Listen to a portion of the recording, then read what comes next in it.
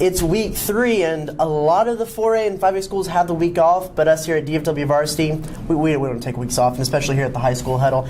I'm Travis Brown, and I'm here with DfwVarsity editor Eric Zarate this week to break down some week 3 action. First, we'll look back and do an epic moment of last week. Mine was Granbury's last-second win with a field goal by kicker Jacob Rose that put the Pirates over Lake Ridge 44-41. I mean, you can't beat a last-minute field goal to win a game. What was yours last week? My epic moment was Burleson's 42-28 homecoming win against Weatherford. It snapped the Elks' 13-game losing streak.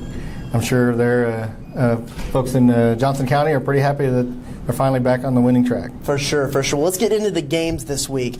First, we have Arlington versus Louisville at, well, I hope they're not playing Louisville at 7:30 p.m. Friday at Louisville's Max Goldsmith Stadium. Eric, what are you seeing in this matchup?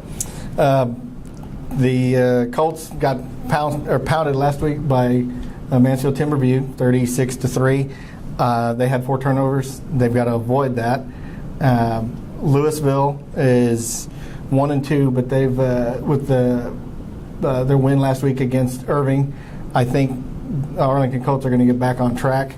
They've got the offense to do it. I think even though it's at Louisville's home field, that Arlington will be ready for them. I agree. I think Arlington has that offensive firepower exactly, and they got off to a strong start at the beginning, hit a little speed bump. I think they kind of get back onto their ways with a win over Louisville. Moving on, we have DeSoto versus Cedar Hill Friday at 7:30 p.m. at Longhorn Stadium in Cedar Hill. DeSoto is rolling through the season. They have to be one of the favorites as one of the strongest teams North Texas, and if not the state. But you can't really go wrong with Coach McGuire down there in Cedar Hill. What do you see?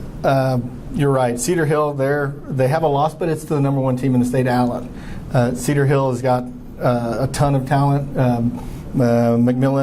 Justin McMillan, the junior quarterback, he's very good. He's still not Desmond White from DeSoto. It's going to be a great ball game. Cedar Hill's got to play perfect in order to pull an upset, even though they are state ranked as like DeSoto is. But the Longhorns are just going to have to not, capitalize on every scoring opportunity and deny the Eagles a couple of them to have a chance in this one. Right. I can't go against DeSoto. The last time I went against DeSoto in 0 week, it didn't work out well for me. So I'm going to go with DeSoto, but Cedar Hill is a great team. I think people kind of thought they might be rebuilding instead of reloading like they actually did this year. They'll give them a little bit of a run for their money, as much as any team can give DeSoto a run for their money. It'd still be a pretty big win, but I think it'll be a good game at points throughout the game. Moving on, we have Euless Trinity versus Bentonville out of Arkansas. The Trojans are heading up to Arkansas to play at 7 p.m. Friday. What do you see in this game, and can the Trinity bounce back from a little bit of a slow start? It's not going to be easy. Bentonville, Arkansas is the largest high school in the state.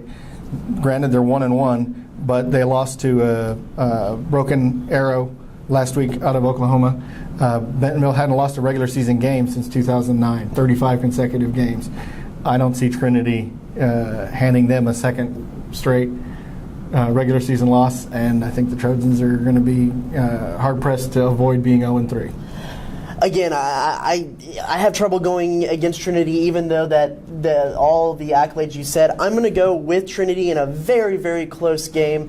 A lot of people might think Trinity is down this year, but if you look at the strength of their schedule in the past 2 years, I mean, no one was wanted to play them in pre-district play. So when they head into district play, I think they'll be able to get some traction, and this might be a good start for them. Also, we have Birdville versus Fort Worth Dunbar. What do you see there? Birdville was surprised last week by Boswell. Dunbar's 3-0. It's a big District 6-4A ball game, especially for the Dunbar Wildcats. But I think Birdville's going to get back on the winning track.